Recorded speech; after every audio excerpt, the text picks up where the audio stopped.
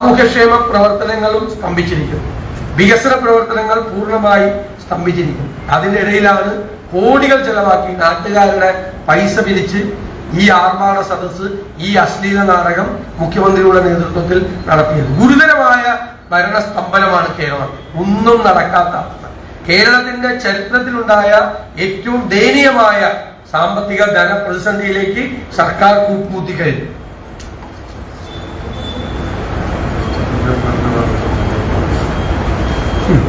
ആദ്യം വെയിലബിൾ ഓഫൻസസ് സെക്രട്ടറിയും നോൺ വെയിലബിൾ ആക്കിയതിന് പിന്നിൽ അതിലൊരു CPM പ്രാദേശിക നേതൃത്വത്തിന്റെ ഇടപെടൽ എന്നതിനപ്പുറം ഉന്നതതല ഇടപെടൽ അക്കാര്യത്തിലുണ്ട് എന്ന് കരുതുന്നുണ്ടോ?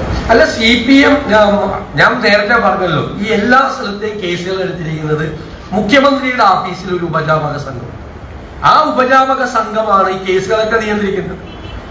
അവരുടെ നിർദ്ദേശപ്രകാരമാണ് ഈ ഏരിയ സെക്രട്ടറിയുടെ നേതൃത്വത്തിലുള്ള CPM ആളുകൾ പോലീസ് സ്റ്റേഷൻ സന്ദർശിക്കുകയും ഉന്നതരായ പോലീസ് ഉദ്യോഗസ്ഥന്മാർ സമ്മർദ്ദം ചെലുത്തുകയും ചെയ്തു. ഞാൻ അടക്കമുള്ള ആളുകൾ കമ്മീഷണറെ ബന്ധപ്പെട്ടു. കമ്മീഷണർ നിസ്സഹായാവസ്ഥ പറയാൻ. അതുകൊണ്ടാണ് ഞാൻ ചോദിച്ചത്, കൊച്ചി പോലീസ് കമ്മീഷണറുടെ കസേരയിൽ നിന്ന് മാറിക്കൊടുത്തിട്ട് ഏരിയ സെക്രട്ടറി ഇരിച്ചാൽ മതി. ഏരിയ സെക്രട്ടറിയല്ലേ ഏത് വകുപ്പിടണമെന്ന് തീരുമാനിക്കുന്നു. എത്ര പരിതാപകരമായ സ്ഥിതിയാണ് കേരളത്തിലെ പോലീസ് സ്റ്റേഷനുകളുടെ. ഞാൻ 2 FIR കാണിച്ചു.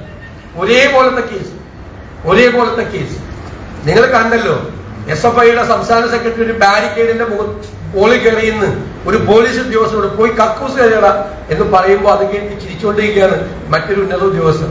അവരെ ചേർത്ത് പിടിച്ചുകൊണ്ട് പോയ കണ്ടില്ലേ, പോലെ പാല് കുട്ടാന്നൊക്കെ പറഞ്ഞുകൊണ്ട്. അതാണ് സമീപനം. ഒരു പാൽക്കുപ്പി കൂടി കൊടുക്കണ്ടായിരുന്നു ശരിക്കും. അതുപോലെയല്ലേ കൊണ്ടുപോയി. 2 സമീപനമാണ്, 2 രീതിയിലാണ്. ഇത് 2 മുഖ്യമന്ത്രിയുടെ അനുവാദത്തോടു കൂടിയാണ്.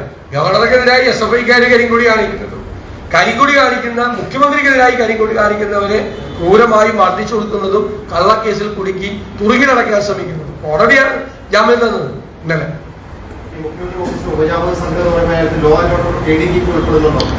മുഖ്യമന്ത്രിയുടെ ഓഫീസിലെ ഉപജാപക സംഘത്തിന്റെ കാര്യങ്ങളെല്ലാം നടപ്പാക്കി കൊടുക്കുന്ന ഉദ്യോഗസ്ഥനാണ് താങ്കൾ പറഞ്ഞ ഉദ്യോഗസ്ഥൻ. ഇംപ്ലിമെന്റ് ചെയ്യുന്ന ആൾ. അതൊരു സംഘമാണ്. ആ സംഘത്തിന്റെ പേര്, വിവരങ്ങൾ അത് ഞങ്ങൾ താമസിയാതെ വെളിപ്പെടുത്താം. പോലീസിനെ തള്ളി മാറ്റിയിട്ടോ പോലീസിനെ തള്ളി മാറ്റി. പോലീസിനെ അല്ലല്ലോ തള്ളി മാറ്റുന്നത്. ഇവര് കരിങ്കൊടി കാണിക്കുമ്പോൾ പോലീസ് ഇവരെ തള്ളി മാറ്റാനല്ലേ നോക്കുന്നത്. ഞാൻ തിരുവനന്തപുരത്തെ FIR വായിച്ചത്. തിരുവനന്തപുരത്തെ FIR അതുപോലെ തന്നെയാണ്. മനസ്സിലായില്ലേ? തിരുവനന്തപുരത്തെ FIR എഴുതിയിരിക്കുന്നത് അതുപോലെ തന്നെയാണ് എഴുതിയിരിക്കുന്നത്. FIR കയ്യിൽ കരുതിയ കറുത്ത തുണികൾ ഉയർത്തിക്കാണിക്കും. ആയുധം തടയാൻ ശ്രമിച്ച പോലീസ് ഉദ്യോഗസ്ഥരുടെ ഔദ്യോഗിക കൃത്യനിർവഹണം തടസ്സപ്പെടുത്തിയ പ്രതികളെ സ്ഥലത്ത് നിന്ന് നീക്കം ചെയ്ത് കന്റോൺമെന്റ് സ്റ്റേഷനിൽ എത്തിച്ചു. എന്നിട്ട് വകുപ്പില്ല. ഏത് ജയിലിൽ പോടാൻ, അകത്തു പോകാൻ വകുപ്പില്ല. ഇവിടെ അതുണ്ട്. എന്നിട്ട് ജയിലിൽ പോടാൻ വകുപ്പ് കൂടി, അകത്തു പോടാൻ വകുപ്പ് കൂടി ഇവിടെ എഴുതി ചേർത്തേക്കുവാണ്. 2ന്റെ FIR ഒരേ വാചകങ്ങളാണ്. അപ്പൊ എന്തൊരു നീതി നിർവഹണമാണ് കേരളത്തിൽ നടക്കുന്നത്. ഇരട്ട നീതിയാണ് കേരളം. ഇരട്ട നീതി. ഈ 2024 ജനുവരി 1-ാം തീയതി ആദ്യത്തെ ദിവസം, ഈ വർഷത്തിന്റെ പുതുവത്സര ദിനത്തിൽ കേരളത്തിലെ പോലീസ്, പിണറായി വിജയന്റെ നേതൃത്വത്തിലുള്ള പോലീസ് ചെയ്ത ഇരട്ട നീതിയാണ് ഇത് രണ്ടും. സർക്കാർ നിലപാടായിട്ട് വ്യാഖ്യാനിക്കേണ്ടെന്നും PN മാധവൻ പറഞ്ഞത് എന്റെ ശ്രദ്ധയിൽ പെട്ടിട്ടില്ലെന്നുമാണ്. ശ്രദ്ധയിൽപ്പെടാത്ത എന്താണെന്ന് എനിക്കറിയാൻ പാടില്ല. കാരണം കേരളത്തിൽ ഇനി അറിയാൻ വേറെ ആരുമില്ല. മന്ത്രി അറിഞ്ഞില്ലേ. മുഖ്യമന്ത്രി മറ്റത് അദ്ദേഹത്തിന്റെ ഗൺമാൻ അടിച്ചത് കണ്ടില്ല എന്ന് പറഞ്ഞതുപോലത്തെ ഒരു പ്രസ്താവനയാണ്. പക്ഷേ മന്ത്രിസഭയിലെ ഒരു മന്ത്രി അഭിപ്രായം ഏത് വേദിയില പറഞ്ഞത്? ഈ പറഞ്ഞു കഴിഞ്ഞാൽ അത് ഞങ്ങളുടെ അഭിപ്രായം അല്ല എന്ന് പറയുന്നത് കൂട്ടുത്തരവാദിത്തം ഇല്ല എന്നാണ്. അല്ലെങ്കിൽ അതിനെ തള്ളി പറയണം. തള്ളി പറഞ്ഞോ? മുഖ്യമന്ത്രി തള്ളി പറഞ്ഞു. മുഖ്യമന്ത്രി ശാസിക്കണ്ടേ? മുഖ്യമന്ത്രി മുന്നറിയിപ്പ് കൊടുക്കണ്ടേ? ഒന്നാമത്തെ, ഇതിനു മുമ്പ് ഭരണഘടനാ വിരുദ്ധ പ്രസംഗം നടത്തിയതിനും മന്ത്രിസ്ഥാനം പോയ ആളാ. വേറെയും മോശമായിട്ട് സംസാരിച്ചു. കേരളത്തിൽ കർഷകരുടെയും കർഷക തൊഴിലാളികളുടെയും പാർട്ടിയാണ് കമ്മ്യൂണിസ്റ്റ് പാർട്ടി എന്ന് പറയുന്നത്. എന്നിട്ട് എന്താ പറയുക, ഇനി ഒരുത്തരും കേരളത്തിൽ കൃഷി ചെയ്യണ്ട, നീ ഒന്നും കൃഷി ചെയ്തില്ലെങ്കിൽ സാരമില്ല, ആന്ധ്രയിൽ നിന്നും തമിഴ്നാട്ടിൽ നിന്നും അരി വരും എന്ന് പറയുന്ന ഒരു മന്ത്രി പൂങ്കവനെ ഇവര് ചുമക്കുമല്ലേ? ഇത് വീണ്ടും അയാൾ പറയല്ലേ? ഇത് മനഃപൂർവ്വം പിണറായി വിജയൻ ഈ MM മണിയെ, സജി ചെറിയാനെ ഇങ്ങനെ പറഞ്ഞുകൊണ്ടേക്കാം. പണ്ട് കാലത്ത് നാട്ടുംപുറങ്ങളിലെ മര്യാദയ്ക്ക് ജീവിക്കുന്ന ആളുകളുടെ വീടിന് മുമ്പിലേക്ക് പ്രമാണിമാരെ ആളുകൾക്ക് കള്ളു കൊടുത്തിട്ട് വിടും. എന്നിട്ട് അവൻ ചെന്ന് വൈകുന്നേരം അവൻ ചീത്ത വിളിക്കും മറ്റേ ആളുടെ മുമ്പിൽ വെച്ച്. ഇയാൾക്ക് ഭയങ്കര അപമാനമോ മര്യാദയ്ക്ക് ജീവിക്കുന്ന ആൾക്ക്. അതിന്റെ ഒരു പുതിയ ഫോർമാറ്റാണ് പിണറായി വിജയൻ ഈ സജി ചെറിയാനെ എം മണിയൊക്കെ പറഞ്ഞുവിട്ട് ആളുകളെ ആക്ഷേപിക്കുന്നത്. ഈ സജി ചെറിയാന്റെ പ്രസ്താവന കേരളത്തിലെ മുസ്ലിം ന്യൂനപക്ഷ വിഭാഗത്തെ തങ്ങൾക്കൊപ്പം കൂട്ടി നിർത്താനുള്ള CPM-ന്റെ ഒരു ആസൂത്രിത നീക്കമായി കണക്കാക്കാൻ പറ്റുമോ? CPM-ന്റെ നീക്കം സമൂഹത്തിൽ ഭിന്നിപ്പുണ്ടാക്കാൻ വേണ്ടിയിട്ടുള്ള നീക്കമാണ്. അതായത് BJP ചെയ്യുന്ന അതേ സ്ട്രാറ്റജിയാണ്. ഞങ്ങൾ BJP ശക്തിയായിട്ട് എതിർക്കുന്നത് എന്തുകൊണ്ട്? BJP ഭിന്നിപ്പ് സമൂഹത്തിൽ ഭിന്നിപ്പുണ്ടാക്കാൻ ശ്രമിക്കും. നിങ്ങൾ നോക്കിക്കോ, യൂണിഫോം സിവിൽ കോഡ്, പാലസ്തീൻ വിഷയം, ഇപ്പൊ ഏറ്റവും അവസാനമായിട്ടുണ്ടായ ഈ അയോധ്യയിലെ രാമക്ഷേത്രവുമായി ബന്ധപ്പെട്ട ഉദ്ഘാടനം, ഈ 3 വിഷയം CPM കൈകാര്യം ചെയ്തെങ്കിൽ CPM അത് സമൂഹത്തിൽ ഭിന്നിപ്പുണ്ടാക്കാനാണ് നോക്കി, അതിൽ നിന്ന് ലാഭം ഉണ്ടാക്കാനാണ് വേണ്ടി നോക്കി. ഞങ്ങൾ ചെയ്തു, ഞങ്ങൾ സ്പീക്കറുടെ ഒരു മിത്ത് വിവാദം ഉണ്ടായി. ഞങ്ങൾ എടുത്ത നിലപാടെന്താ? അന്ന് അവസാനിപ്പിക്കണമെന്നാണ്, ആളിക്കത്തിക്കാനുള്ള ഇന്ന് അവസാനിപ്പിക്കണം ഈ വിവാദം. ഈ ഭിന്നിപ്പുണ്ടാകുന്ന തരത്തിലേക്ക് അത് വളർത്താൻ സമ്മതിക്കരുത് എന്നുള്ള പോസിറ്റീവായിട്ടുള്ള നിലപാടാണ് ഞങ്ങൾ സ്വീകരിച്ചത്. നവകേരള സദസ്സിൽ പോയി മുഖ്യമന്ത്രി പറയുന്നത് പാലസ്തീൻ റാലി നടത്താൻ ഞങ്ങൾ ഒരാഴ്ച വൈകിയിരുന്നു. ഒരാഴ്ച വൈകി ഇദ്ദേഹത്തിന് എന്താ കുഴപ്പം? ഞങ്ങളുടെ ഇഷ്ടമല്ലേ? ഞങ്ങൾ AKG സെന്ററിന് ഡേറ്റ് മേടിച്ചിട്ടാണ് പാലസ്തീൻ റാലി നടത്തുന്നത്. ആദ്യത്തെ റാലി ഞങ്ങളാണ് നടത്തിയത് മലപ്പുറത്ത് DCCയുടെ. എന്നിട്ട് നവകേരള സദസ്സിൽ അദ്ദേഹത്തിന് പരാതി ഞങ്ങൾ നടത്തിയില്ല, വൈകിയ നടത്തിയത്. ഇവര് നടത്തിയിട്ട് ഒരാഴ്ച കഴിഞ്ഞു.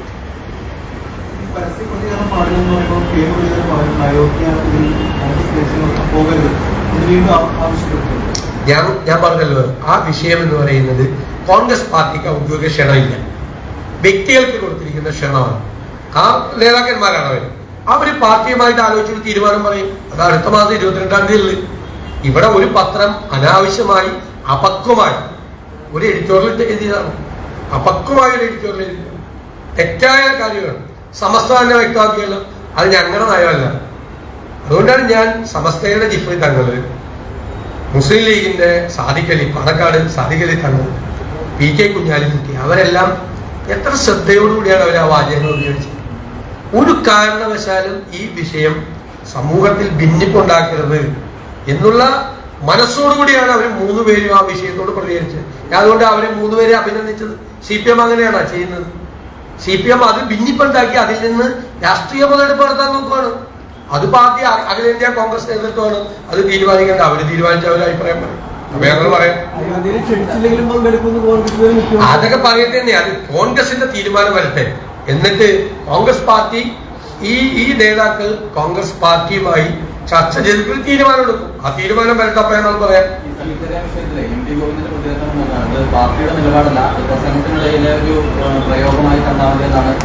പ്രസംഗത്തിനെതിരെ പ്രയോഗം അങ്ങനെയാണ്. പ്രസംഗത്തിനെതിരെ പ്രയോഗം ഇത്രയും മോശമായ വാക്കുകൾ കൊണ്ട് MP ഗോവിന്ദനും തള്ളി പറഞ്ഞിട്ടില്ല. അപ്പൊ അവർ കിടക്കട്ടെ എന്നാണ്.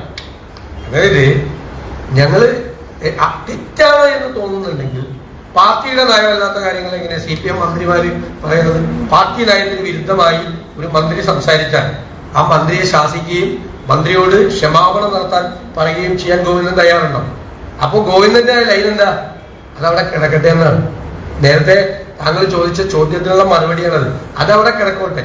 ഇവരെല്ലാം ഭിന്നിപ്പുണ്ടാക്കാൻ നോക്കുകയാണ്. ഭിന്നിപ്പുണ്ടാക്കാൻ, ആളുകളുടെ ഇടയിൽ ഭിന്നിപ്പുണ്ടാക്കാൻ നോക്കുകയാണ്. ഓരോ വിഷയം വരുമ്പോഴും BJPയുടെ സെയിം സ്ട്രാറ്റജി, അതേ തന്ത്രമാണ് CPM കേരളത്തിൽ ചെയ്തുകൊണ്ടിരിക്കുന്നത്. സ്വാഭാവികമായ പ്രതിഷേധങ്ങൾ ഉണ്ടാവും. പ്രത്യേകിച്ച് ഇന്നലെ ഇതുപോലത്തെ ഒരു സംഭവം എറണാകുളത്ത് ഉണ്ടായപ്പോൾ ഇല്ലാത്ത കേസിൽ കരിങ്കൊടി ഒരു അക്രമം ഉണ്ടായില്ലല്ലോ. കരിങ്കൊടി കാണിച്ച് ഏരിയ സെക്രട്ടറി വന്ന് പോലീസ് സ്റ്റേഷനിൽ വന്ന് വകുപ്പ് മാറ്റി എഴുതി കഴിഞ്ഞാൽ പിന്നെ ഞങ്ങൾ എന്ത് ചെയ്യും? പ്രതിഷേധിക്കണ്ടേ? ഈ 2 സംഭവങ്ങൾ ഞങ്ങൾ പ്രതിഷേധിക്കണ്ടേ? ഞങ്ങൾ പ്രതിഷേധിക്കും, ഉറപ്പായിട്ട് പ്രതിഷേധിക്കും. എത്ര അടിച്ചമർത്താൻ ശ്രമിച്ചാലും പ്രതിഷേധിക്കും. അടിച്ചാൽ തിരിച്ചും കൊടുക്കും. യൂത്ത് കോൺഗ്രസിന്റെ പ്രതിഷേധം തുടരുന്നതാണോ? കോൺഗ്രസിന്റെ കോൺഗ്രസ് പ്രതിഷേധത്തിന് ആഹ്വാനം ചെയ്തിട്ടില്ലല്ലോ. യൂത്ത് കോൺഗ്രസ് പ്രതിഷേധമാണ് നടക്കുന്നത്. ആ പ്രതിഷേധം നടക്കും. അത് ആവശ്യമുണ്ടെങ്കിൽ ഞങ്ങൾ അതിന് പിന്തുണ കൊടുക്കും. അവരെ മർദ്ദിക്കാനും മറ്റേ ശ്രമിക്കുകയാണ് ചെയ്യുന്നെങ്കിൽ ഞങ്ങൾ അപ്പൊ നോക്കും എന്താ ചെയ്യേണ്ടത്. അവർക്ക് സംരക്ഷണം ഒരുക്കും. ഒരു സംശയം വേണ്ട കാര്യം.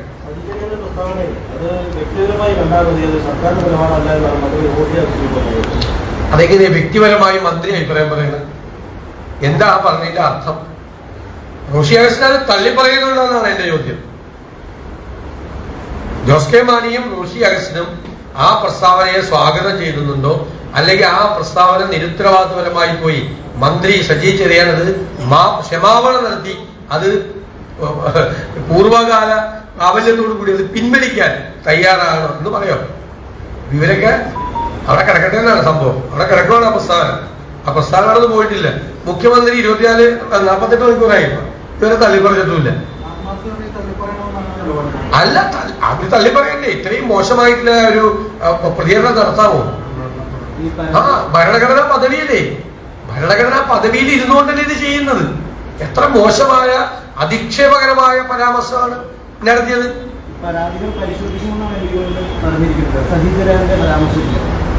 ഇത് എന്ത് പരിശോധനയാണ് വേണ്ടത്? ഇതെന്താ പോസ്റ്റ്മോർട്ടം നടത്തുന്നത്? എന്ത് പരിശോധനയാണ് വേണ്ടത്?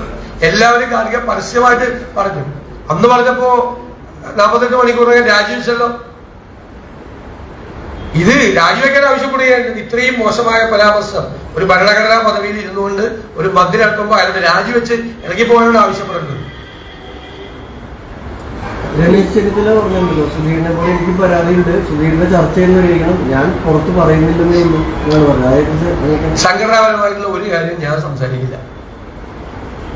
അതായത് പാർട്ടി പ്രവർത്തകർക്ക് വേദന ഉണ്ടാക്കുന്ന ഒരു പരാമർശം നടത്തുകയോ ഒരു പ്രവൃത്തി ഞാൻ ചെയ്യുകയോ ചെയ്യില്ല. എന്റെ നാലൊന്നും പ്രതീക്ഷിക്കണം. ഒരു ചോദ്യം, ഈ വിവാദങ്ങൾക്കും വിമർശനങ്ങൾക്കും ഒക്കെ ഇടയിലൂടെ ഈ നവകേരള സദസ്സിലൂടെ ഈ കേന്ദ്ര സർക്കാരിനെതിരായിട്ടുള്ള അതിൻ്റെ ഒരു പൊളിറ്റിക്കൽ മെസ്സേജിങ് കൃത്യമായിട്ട് നടപ്പാക്കി എന്നൊരു വിലയിരുത്തൽ കൂടിയുണ്ട്. കോൺഗ്രസിന് അങ്ങനെ ഒരു ഞങ്ങൾക്കത് കൃത്യമായ നിലപാടുകളാണ്. കേരളത്തിലെ സാമ്പത്തിക കാര്യങ്ങളെ കുറിച്ച് 2020 വൈറ്റ് പേപ്പറിലും 2023 ഇറക്കിയ വൈറ്റ് പേപ്പറിലും വളരെ വ്യക്തമായി ഞങ്ങൾ കാര്യം പറഞ്ഞു. കേരളത്തിലെ ധനപ്രതിസന്ധിയുടെ നിരവധിയായ കാരണങ്ങളിൽ ഒരു കാരണം മാത്രമാണ് കേന്ദ്രത്തിന്റെ ഈ 14ാം ധനകാര്യ കമ്മീഷനും 15ാം ധനകാര്യ കമ്മീഷനും വ്യത്യാസം. ഇന്നലെ ഇവിടെ മുഖ്യമന്ത്രി പറഞ്ഞു ഞങ്ങളുടെ എംപിമാര് കേന്ദ്ര ധനകാര്യ മന്ത്രിയെ കണ്ട് അതിൽ പരാതി പറഞ്ഞിട്ടുണ്ട്, ഞങ്ങളാ പരാതി പറഞ്ഞിട്ടുണ്ട്. പക്ഷേ കേരളത്തിൽ ഇവരുടെ കഴിവുകേട് കൊണ്ടുണ്ടായ മുഴുവൻ കാര്യങ്ങൾക്കും ഇവര് കേന്ദ്രത്തിന്റെ തലയിൽ കെട്ടിവെച്ച് ഇവര് രക്ഷപ്പെടാൻ നോക്കും. ഞങ്ങൾ എണ്ണി പറഞ്ഞിട്ടുണ്ട്. നികുതി പിരിവ്, സ്വർണത്തിൽ നിന്നുള്ള നികുതി പിരിവ്, ബാറുകളിൽ നിന്നുള്ള നികുതി പിരിവ്. കേരളം ഇന്ന് നികുതി വെട്ടിപ്പുകാരുടെ പർദീസയാണ്. 1000 ജീവനക്കാരാണ് GST വകുപ്പിൽ ഒരു പണിയില്ലാതിരിക്കുന്നത്. വാറ്റിൽ നിന്ന് GSTയിലേക്ക് മാറുമ്പോൾ കേരളത്തിലെ നികുതി ഭരണ സംവിധാനം പുനഃസംഘടിപ്പിക്കണമെന്ന് ഞങ്ങൾ 5 കൊല്ലമായി ആവശ്യപ്പെടുകയാണ്.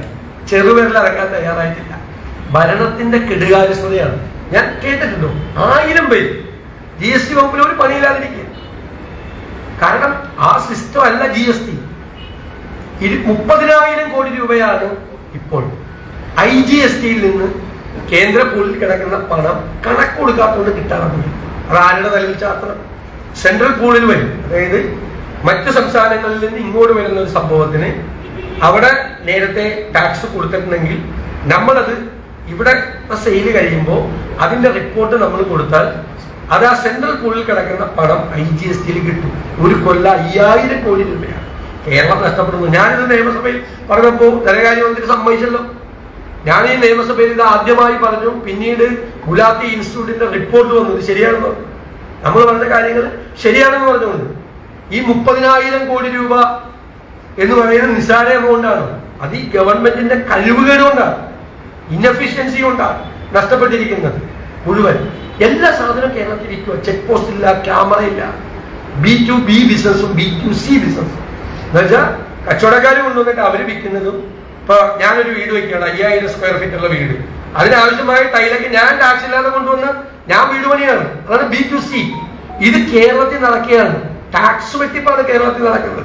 അത് നോക്കാൻ വകുപ്പില്ല. ഇത്രയും നിഷ്ക്രിയമായ ഒരു വകുപ്പ് ധനകാര്യ വകുപ്പിനെ പോലെ ഏതെങ്കിലും ഒരു ധനകാര്യമന്ത്രി തിരുവനന്തപുരത്ത് നിന്ന് 44 ദിവസം മാറിയിരിക്കുന്നു. ട്രഷറി താഴിട്ട് കൂട്ടിയിട്ടാണ് മാറിയുന്നത്.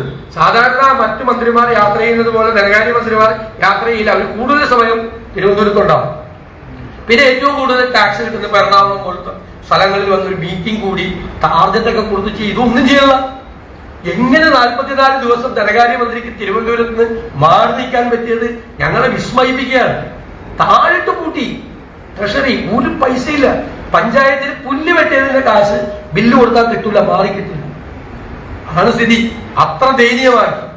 എന്നിട്ട് നവകേരള സദസ്സിൽ എന്തൊക്കെ പറയും. ഏതെല്ലാം പറയുന്നു? പരസ്പരം ബന്ധമില്ലാതെ പറയുന്നു.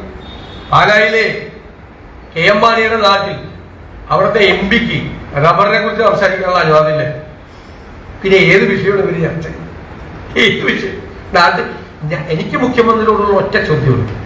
ഈ 44 ദിവസത്തെ ഈ ആർഭാട നാടകം നടത്തി കേരളത്തിലെ ഏതെങ്കിലും ഒരു പാവപ്പെട്ടവല്ല കണ്ണീര് തുടയ്ക്കാൻ, സങ്കടം മാറ്റാൻ, വിഷമം മാറ്റാൻ നിങ്ങൾക്ക് കഴിഞ്ഞു? ഒരാളുടെ 513 രൂപ കുറച്ച് 4 ലക്ഷത്തിന്റെ വേറെ ഞാൻ പേരാമ്പ്ര ചെന്നപ്പോൾ ഒരാളെ എടുത്ത് പറഞ്ഞു 25 പ്രാവശ്യം ഒരു കെട്ടിടത്തിന്റെ നമ്പർ കിട്ടാൻ വേണ്ടിയിട്ട് പഞ്ചായത്ത് സെക്രട്ടറിയെ സമീപിച്ചു, നടന്നില്ല. അപ്പോഴാണ് നവകേരള സദസ് വരുന്നത്. നേരെ കൊണ്ടുപോയി പരാതി കൊടുത്തു. അപ്പോൾ ഒരാഴ്ചക്കുള്ളിൽ മറുപടി എന്താ പറയുക, പഞ്ചായത്ത് സെക്രട്ടറിയെ കണ്ടാൽ മതി. ഇതുപോലെ പഞ്ചായത്തുകളിലേക്കൊക്കെ ഈ ഇവർക്ക് കിട്ടിയിരിക്കുന്ന പരാതി പഞ്ചായത്തുകളിലേക്കൊക്കെ ഫോർവേഡ് ചെയ്ത് കണ്ടാൽ ചിരിച്ച് നമ്മൾ മണ്ണ് വെക്കും. അവിടെ ഞാൻ സ്പിന്നിങ് മില്ല് സന്ദർശിച്ചു, നമ്മുടെ എടരിക്കോട്. 10-20-25 കോടി രൂപയുടെ ബാധ്യതയിരിക്കുകയാണ് സ്പിന്നിങ് മില്ല്. അവർ കൊണ്ടുപോയി പരാതി കൊടുത്തു നവകേരള സദസ്. അപ്പോൾ അവിടുത്തെ പഞ്ചായത്ത് സെക്രട്ടറിക്ക് അയച്ചു കൊടുത്തേക്ക് 25 കോടി രൂപയുടെ സ്പിന്നിങ് മില്ല്. സംസ്ഥാനത്തിന്റെ ടെക്സ്റ്റൈൽ കോർപ്പറേഷന്റെ കീഴിലുള്ള സ്പിന്നിങ് മില്ല് പൂട്ടിയതിന് പരാതി നേരെ പഞ്ചായത്ത്. ആർക്ക് എന്താണ് എങ്ങോട്ടാണ് അയച്ചു കൊടുക്കേണ്ടതെന്ന് ഒരു പിടിയില്ല. 5 മാസം മുമ്പ് എല്ലാ മന്ത്രിമാരും താലൂക്കിൽ വന്ന് പരാതികൾ സ്വീകരിച്ചു, ലക്ഷക്കണക്കിന് പരാതി. അത് പിന്നെ തുറന്നു നോക്കിയിട്ടില്ല, ചാക്കി കെട്ടി വെച്ചേക്കാണ് തിരുവനന്തപുരത്ത്. ഈ രണ്ടാമതുള്ള പരാതിക്ക് കറക്റ്റ് മറുപടിയാണ് ഒരാഴ്ചക്കുള്ളിൽ. വേറൊരാൾ സപ്ലൈ ഓഫീസറെ കാണാൻ പോയി, എന്നോട് ഒരു ചെരുപ്പ് തേഞ്ഞു, അതായത് APL കാർഡ് BPL കാർഡാക്കാൻ. നവകേരള സദസ്സിൽ പരാതി കൊടുത്തു, മറുപടി കിട്ടി ഒരാഴ്ചക്കുള്ളിൽ. സപ്ലൈ ഓഫീസറെ കണ്ടാൽ മതി. ഇതാണ് നടക്കുന്നത്. ഈ ആളുകളെ കബളിപ്പിക്കുകയാണ്. അതുകൊണ്ടല്ലേ ഞങ്ങൾ നാടകം അശ്ലീല നാടകം, ആർഭാട നാടകം എന്നൊക്കെ പറയുന്നത്. എന്റെ ചോദ്യത്തിലും ഒരാളുടെ സങ്കടം മാറ്റാൻ 40 ലക്ഷം രൂപയ്ക്കും 50 ലക്ഷം രൂപയ്ക്കും നാട്ടുകാരുടെ പണം പിരിച്ച് സ്റ്റേജിട്ട് പരിപാടി നടത്തിയ ഒരാളുടെ സങ്കടം മാറ്റാൻ പറ്റുമോ?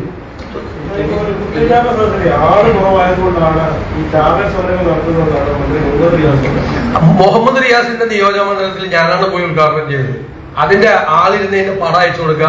മുഖ്യമന്ത്രി പ്രസംഗിച്ചു കൊടുക്കുമ്പോ ആളുകൾ ഒഴിഞ്ഞു പോകേണ്ട പടം ഞാൻ വേറെ അയച്ചല്ല റിയാസിന്. ഉത്സവപ്പറമ്പിൽ തല്ലുണ്ടാക്കുന്നത് പോലെയാണ് പ്രതിപക്ഷത്തിന്റെ പ്രതിഷേധം.